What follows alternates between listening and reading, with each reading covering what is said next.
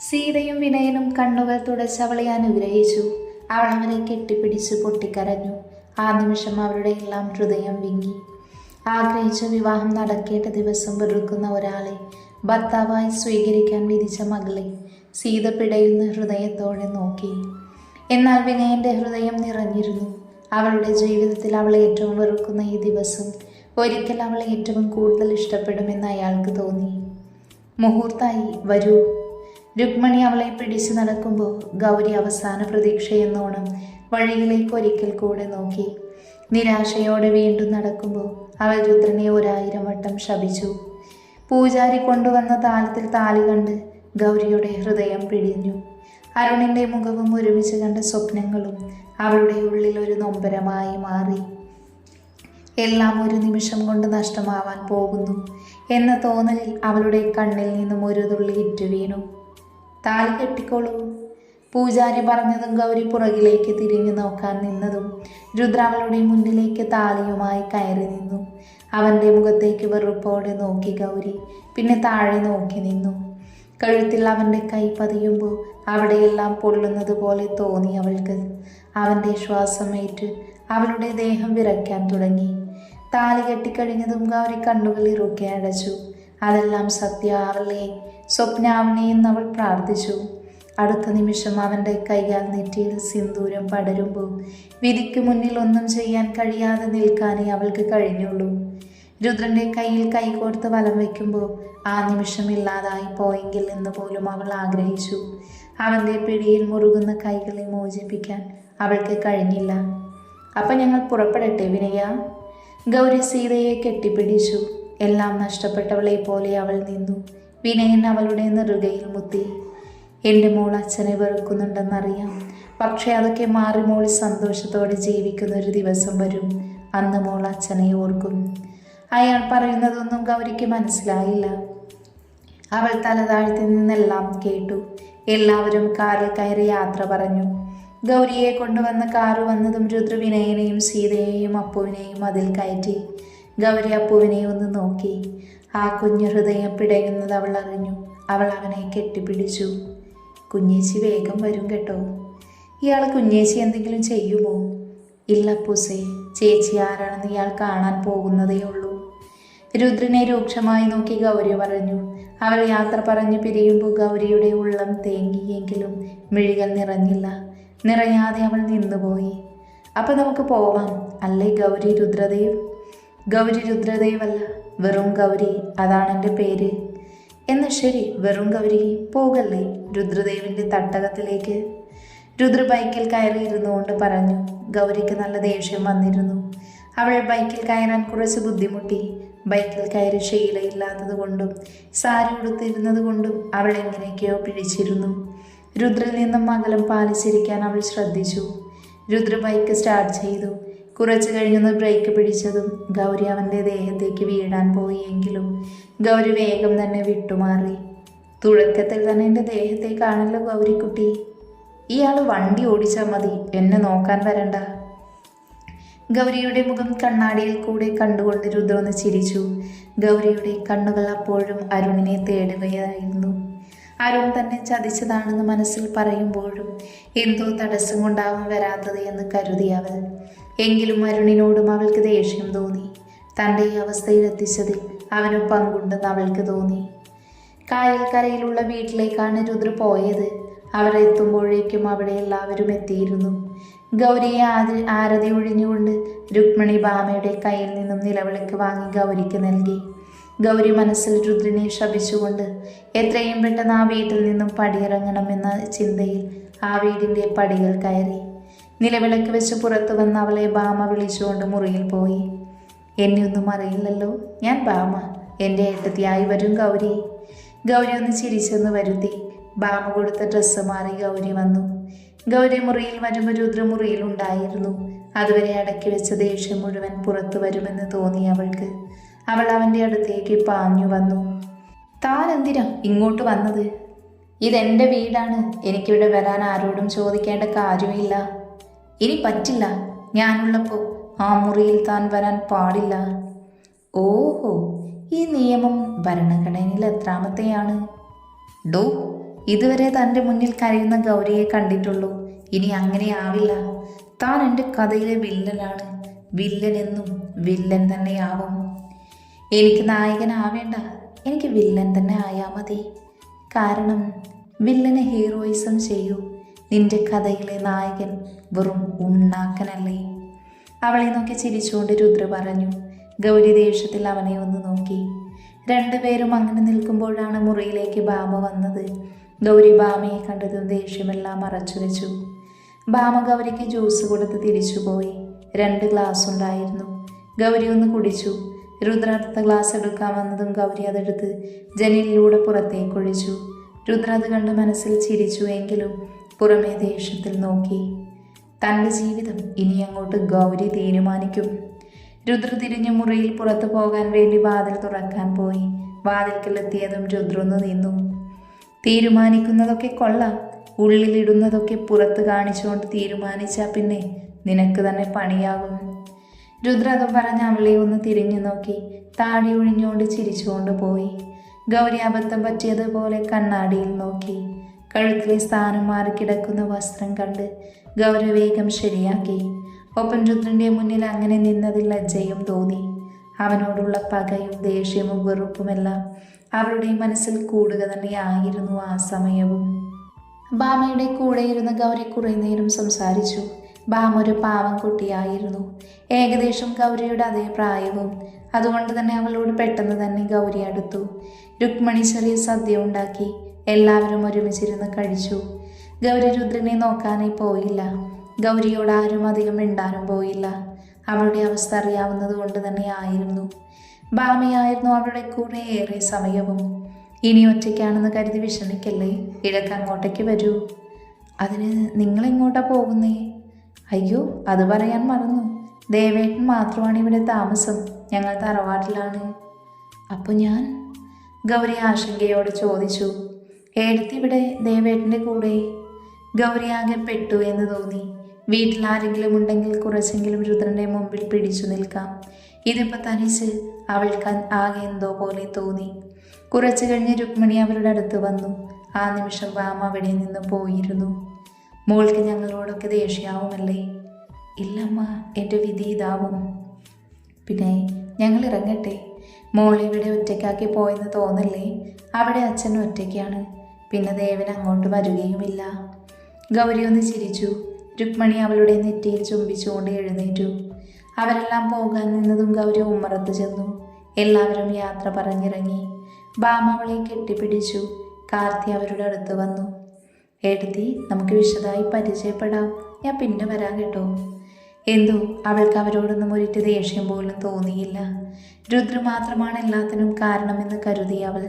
അവരെല്ലാം പോയതും ഗൗരി രുദ്ര എവിടെയാണെന്ന് തിരഞ്ഞു. പക്ഷേ എവിടെയും അവൾക്ക് കാണാൻ കഴിഞ്ഞില്ല. മുറിയിലെത്തി ഗൗരി ഫോൺ എടുത്തു. അച്ഛനെ വിളിക്കണമെന്ന് തോന്നി. എങ്കിലും അച്ഛൻ കാരണമാണ് ഈ വിവാഹം നടന്നത് എന്ന തോന്നലിൽ അവൾ വിളിച്ചില്ല.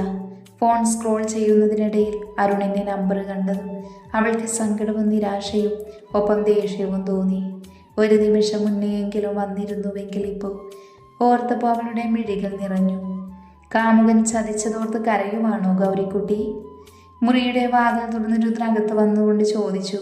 ഗൗരി അവൻ കാണാതെ കണ്ണുകൾ വേഗം തുടച്ചു. അല്ല, ഒരു ഗുണ്ടയെ കെട്ടിയ ഗതി ഓർത്ത് കരഞ്ഞതാണ്. ആണോ? എന്നാ നീ ഈ ജന്മം മുഴുവൻ കരയേണ്ടി വരുമല്ലോ മോളെ. ഡോ, താൻ എന്നെ മോളെന്നോ കുട്ടിയെന്നോ വിളിക്കണ്ട. എന്തെങ്കിലും അത്യാവശ്യ കാര്യം ഉണ്ടെങ്കിൽ മാത്രം എന്നോട് മിണ്ടിയാൽ മതി. അല്ലാതെ എന്നോട് മിണ്ടാൻ വന്നാലുണ്ടല്ലോ. ഗൗരി നല്ല ഫോമിലാണല്ലോ. എന്നോട് പിടിച്ചു നിൽക്കാൻ തന്നെയാണോ പ്ലാന്? അതെ, തന്നെ കൊണ്ട് തന്നെ ഞാൻ എന്നെ വേണ്ട എന്ന് പറയിപ്പിക്കും. ഗൗരി ദേഷ്യത്തിൽ എഴുന്നേറ്റ് മുറിയിൽ നിന്നും പുറത്തു പോയി. രുദ്ര അവൾ പോകുന്നത് നോക്കി ചിരിയോടെ നിന്നു. ഗൗരി സോഫയിൽ വന്നിരുന്നു. അവൾക്ക് നല്ല ദേഷ്യം വരുന്നുണ്ടായിരുന്നു. കുറച്ചു കഴിഞ്ഞ് രുദ്ര അവൾക്ക് നേരെ ഫോൺ നീട്ടി. ഗൗരി വായിക്കാതെ ഇരുന്നു. രുദ്ര ബലമായി പിടിച്ച് അവളുടെ കയ്യിൽ വെച്ചു കൊടുത്തു.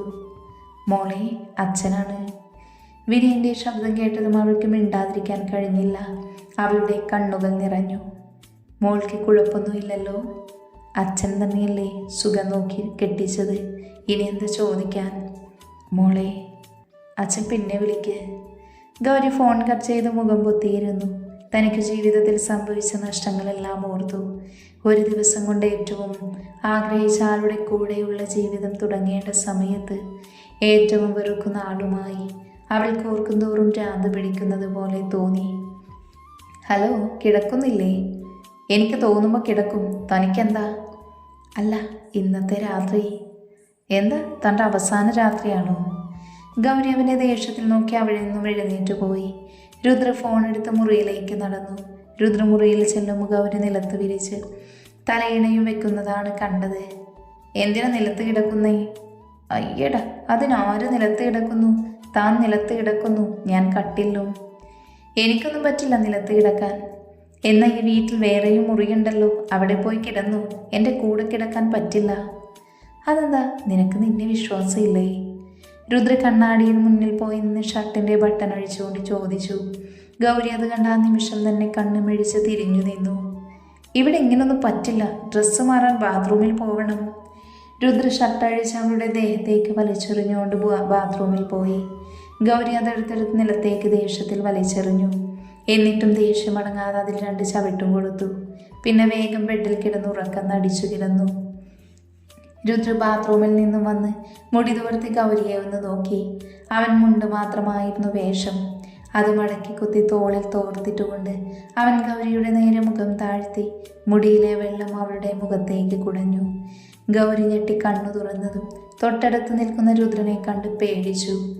എന്നാൽ അടുത്ത നിമിഷം അവൻ്റെ കണ്ണുകളിൽ അലയടിച്ച വികാരം എന്താണെന്ന് തേടി. 2 പേരുടെയും മിഴികൾ തമ്മിൽ കോർത്തു. ബോധം വീണ്ടെടുത്ത് ഗൗരി വേഗം എഴുന്നേറ്റു. എന്താ? എൻ്റെ ഷർട്ട് എടുത്ത് വെച്ചിട്ട് കിടന്നു. ഏത് ഷർട്ട്? നീ നിലത്തേക്ക് വലിച്ചെറിഞ്ഞ് ചവിട്ടി മെതിച്ച ആ ഷർട്ട് തന്നെ. ഗൗരി അബദ്ധം പറ്റിയതുപോലെ അവനെ ഒന്ന് നോക്കി. രുദ്ര അവളിൽ നിന്ന് മാറി നിന്ന് അവളെ നോക്കി കയ്യും കെട്ടി മാറി നിന്നു. വേറെ വഴിയില്ല എന്ന് മനസ്സിലാക്കി ഗൗരി എഴുന്നേറ്റ് ഷർട്ടെടുത്ത് ഹാങ്ങറിൽ തൂക്കി തിരിഞ്ഞതും രുദ്ര അവളുടെ പുറകിൽ വന്ന് അവളുടെ ഇടുപ്പിലൂടെ ചുറ്റി വരിഞ്ഞു മുറുക്കി. പിടഞ്ഞുപോയ ഗൗരി ശ്വാസം വിടാൻ പോലും മറന്നിരുന്നു. അവൻ്റെ കണ്ണുകളുടെ കാന്തിക ശക്തിയിൽ അവൾ മതിമറന്നു നിന്നു. ഞാൻ ഭയങ്കര പാവാണ്. എനിക്കാരെയും വെറുതെ നോവിക്കുന്നത് ഇഷ്ടമല്ല. പ്രത്യേകിച്ച് ഞാൻ സ്നേഹിക്കുന്നവരെ ഒട്ടും വേദനിപ്പിക്കുന്നത്. അതുകൊണ്ട് എൻ്റെ ഗൗരി എന്താ ചെയ്യേണ്ടെന്നറിയോ? അവൻ്റെ വാക്കുകളിൽ പേടിയും ഒപ്പം ആകാംക്ഷയും തോന്നി. ഗൗരി വേഗം തന്നെ ഇല്ല എന്ന് തലയാട്ടി. അത് കണ്ട് രുദ്രൻ്റെ പിടി മുറുകുന്നതും അവൾ അറിഞ്ഞു. ഈ വീട്ടിൽ നിനക്ക് ഇഷ്ടമുള്ളതുപോലെ നീ ചെയ്തോ. എന്നോട് വഴക്കു കൂടുകയോ അങ്ങനെ എന്തു വേണമെങ്കിലും നിനക്ക് ചെയ്യാം. എന്നാൽ നമ്മുടെ വീട്ടുകാരൊക്കെ വരുമ്പോൾ നമ്മൾ നല്ല ഭാര്യയും ഭർത്താവും ആയിരിക്കണം. അല്ല, അവർക്ക് എന്തെങ്കിലും സംശയം തോന്നിയാൽ. രുദ്രന്ന് നിർത്തി. ഗൗരി വിറയ്ക്കുന്നുണ്ടായിരുന്നു. രുദ്ര ചിരിച്ചുകൊണ്ട് അവളോട് പറഞ്ഞു, നീ എന്നെ കണ്ടതിലാകെ ഒരു വട്ടം മാത്രമല്ലേ ദേഷ്യത്തിൽ കണ്ടിട്ടുള്ളൂ. അല്ലാത്തപ്പോഴൊക്കെ ഞാൻ ചിരിച്ചുകൊണ്ടല്ല നിന്നോട് മിണ്ടിയത്. അതുകൊണ്ട് നല്ല കുട്ടിയായാൽ എൻ്റെ ഉള്ളിലെ അസുരൻ ഉണരില്ല. എനിക്കിഷ്ടമില്ലാതെ എന്തെങ്കിലും ചെയ്താൽ പിന്നെ എന്ത് സംഭവിക്കുമെന്ന് എനിക്ക് തന്നെ അറിയില്ല. വളരെ ശാന്തമായി പറയുന്ന രുദ്രനെ തന്നെ നോക്കി ഗൗരി ഒരു നിമിഷം നിന്നുപോയി. അന്ന് ആളുകൾക്കിടയിൽ ഒരുത്തനെ കൊല്ലാൻ നോക്കിയ ആളാണ് ഇത്രയും സൗമ്യമായി പറയുന്നതെന്ന് അവൾക്ക് വിശ്വാസം വന്നില്ല. രുദ്ര അവളിൽ നിന്നും പിടിവിട്ട് മാറി നിന്നു. ഗൗരി വേഗം ബെഡിൽ കയറി കിടന്ന് പുതപ്പ് കൊണ്ട് തലയിൽ കൂടെ മൂടി. എന്ത് സാധനമാണിത്? ഇന്നലെ വരെ എന്തായിരുന്നു സ്വഭാവം, ഇപ്പം നോക്ക്, പച്ച പാവം. അടുത്ത നിമിഷം എന്താവുമെന്ന് ആർക്കറിയാം? നീ എന്തെങ്കിലും പറഞ്ഞോ? ഇല്ല, ഞാൻ ഉറങ്ങി. അടുത്ത് കിടന്നോണ്ട് രുദ്രൻ പറഞ്ഞതും ഗൗരി കണ്ണടച്ച് കിടന്നു. ഗൗരി കട്ടിലിൻ്റെ ഓരം ചേർന്ന് കിടന്നു. ഉറക്കത്തിലേക്ക് വഴുതി വീഴുമ്പോഴും അരുണിൻ്റെ ഓർമ്മകൾ വന്ന് മൂടി. ഇന്നലെ വരെ ആ ശബ്ദം കേട്ടല്ലാതെ താൻ ഉറങ്ങിയിരുന്നില്ല. ഇന്നെവിടെയാണെന്ന് പോലും അറിയാതെ ഒന്ന് വിളിച്ചതുപോലുമില്ലല്ലോ എന്ന് ഓർത്തു അവൾ. ഗൗരി രാവിലെ ഉണരുമ്പോൾ രുദ്ര അടുത്തുണ്ടായിരുന്നില്ല. അവൾ അലസമായി എഴുന്നേറ്റ് ബാത്റൂമിൽ പോയി. കുളി കഴിഞ്ഞ് അടുക്കളയിൽ ചെന്നു. രുദ്രൻ എവിടെയും കണ്ടില്ല. അതുകൊണ്ട് തന്നെ അവൾ ഒരു ചായ ഇട്ട് കുടിച്ചു. അപ്പോഴാണ് പുറത്ത് ബൈക്കിൻ്റെ ശബ്ദം കേട്ടത്. ഗൗരി ഉമ്മറത്ത് ചെന്ന് നോക്കുമ്പോൾ അവൻ്റെ പുറകിലായ വീട്ടിലേക്കുള്ള ആവശ്യമുള്ള പച്ചക്കറിയുമായി ഒരാളുണ്ടായിരുന്നു. ഗൗരിയെ കണ്ടതും അവനൊന്ന് ചിരിച്ചു. ഗൗരി തിരിച്ചു. അയാൾ അകത്ത് കയറി സാധനങ്ങളെല്ലാം അടുക്കളയിൽ കൊണ്ടുപോയി വെച്ചു. രുദ്ര ഗൗരിയെ നോക്കാതെ മുറിയിൽ കയറിപ്പോയി. എന്നെ അറിയില്ലല്ലോ, ഞാൻ അഭിനവ്. രുദ്രേട്ടൻ്റെ ഒരു ചങ്ക്. ഒരാൾ കൂടെയുണ്ട്, വൈകുന്നേരം വരും. അവൻ ചിരിച്ചുകൊണ്ട് ഗൗരിയോട് പറഞ്ഞു. എന്തായാലും വന്ന സ്ഥിതിക്ക് രുദ്രേട്ടൻ്റെ പെണ്ണിനെ കൈകൊണ്ടൊരു ചായ ആയിക്കോട്ടെ, അഭി പറഞ്ഞു. ഗൗരി അത് കേട്ട് അടുക്കളയിലേക്ക് പോയി. അപ്പോഴാണ് രുദ്രനും കൂടെ ചായ ഇട്ടാലോ എന്ന് അവൾ ഓർത്തത്. ഒപ്പം മനസ്സിലൊരു ചെറിയ കുരുട്ടുബുദ്ധിയും. ചായ 2 കപ്പുകളിൽ പകർത്തി അവൾ ഒരു കപ്പ് മാറ്റി വെച്ചു. മറ്റേ കപ്പിൽ ഉപ്പെടുത്തിട്ടു. മനസ്സിൽ ഒരുപാട് സന്തോഷത്തോടെ അവൾ 2 കപ്പുമായി ഹാളിൽ വന്നു. പഞ്ചസാരയിട്ട കപ്പ് അഭിക്ക് കൊടുത്ത് ഗൗരി രുദ്രനുള്ള ചായയുമായി മുറിയിൽ ചെന്നു. രുദ്ര അപ്പോൾ ഡ്രസ്സ് മാറി മുടി ചീകുവാണ്. ഗൗരി ഒന്നും അറിയാത്തതുപോലെ ടേബിളിൽ ചായ വെച്ച് തിരിച്ചു പോരാൻ നിന്നതും രുദ്ര അവളെ വിളിച്ചു. അവൾ നല്ല കുട്ടിയായി തിരിഞ്ഞു നിന്നു. എന്താ, ചായ കയ്യിൽ കൊണ്ടുവന്നതാ? ഗൗരി മനസ്സിൽ ചിരിച്ചുകൊണ്ട് ചായ കൊണ്ടുപോയി അവന് കൊടുത്തു. രുദ്ര അത് വാങ്ങി അവളെ നോക്കി ചായ ചുണ്ടോട് ചേർത്തു. ആ നിമിഷം ഗൗരി സന്തോഷം കൊണ്ട് തുള്ളിച്ചാടാൻ തോന്നി. എന്നാൽ അവളുടെ എല്ലാ പ്രതീക്ഷകളെയും തെറ്റിച്ച് രുദ്ര അത് കുടിച്ചില്ല. ആദ്യം നീ കുടിക്ക്, എന്നിട്ടും അത് എനിക്ക്. അയ്യോ വേണ്ട, ഞാനിപ്പോൾ കുടിച്ചു. എന്നാലും കുറച്ച്, എൻ്റെ സന്തോഷത്തിന്. വേണ്ട, കുടിക്കടി. രുദ്രൻ്റെ ഭാവം മാറിയതും ഗൗരി പെട്ടു എന്ന് മനസ്സിലായി. അവളിനി എന്ത് ചെയ്യുമെന്നോർത്ത് കൈവിരലുകൾ പൊട്ടിച്ചു. നിന്നോട് കുടിക്കാനാണ് പറഞ്ഞത്.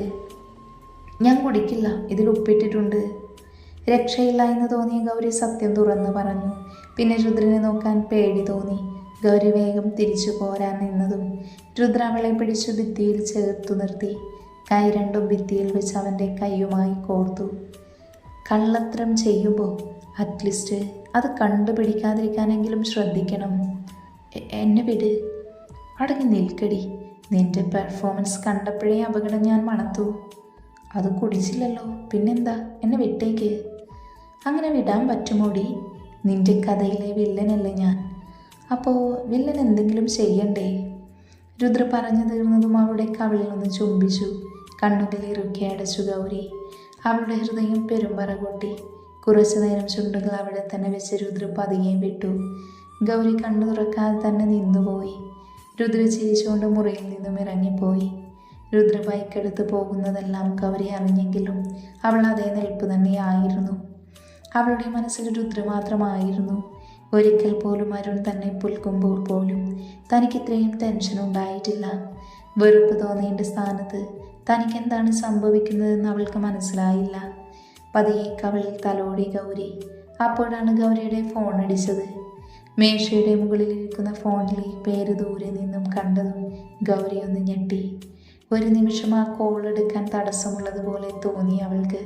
ഓടിപ്പോയി സംസാരിക്കാൻ ആഗ്രഹമുണ്ടെങ്കിലും എന്തോ ഒന്ന് തൻ്റെ കാലുകളെ പിടിച്ചു നിർത്തുന്നു. അപ്പോഴും ഫോൺ അടിച്ചുകൊണ്ടേയിരുന്നു. അരുണേട്ടൻ കോളിംഗ്.